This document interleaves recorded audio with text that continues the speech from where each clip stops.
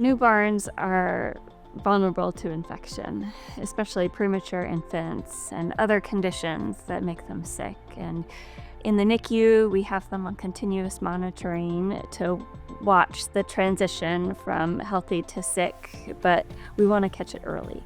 And to do this, we can find subtle patterns in the data that are hard to see on a standard monitor. But in my research, we're using predictive algorithms and models to detect them earlier and help translate that or display it in a different way to the medical team that lets them see these subtle patterns of illness and get to the bedside sooner.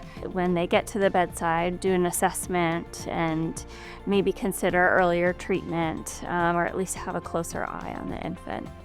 Our NICU is busy, and having the right person come to the right patient at the right time is important. I recognized early on that I enjoyed clinical research and solving problems to try to help our patients.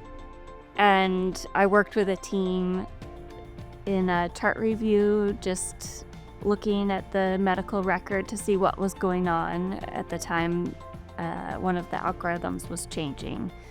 I thought then that the science and math behind the algorithms was very complicated and not something I would ever get into. But then in discussions with the mathematicians and engineers, I recognized that my clinical voice was really meaningful. And if I could understand enough of what they were working on, not to do the complex calculations, but to apply it in a meaningful way to clinical practice, that could have a huge impact.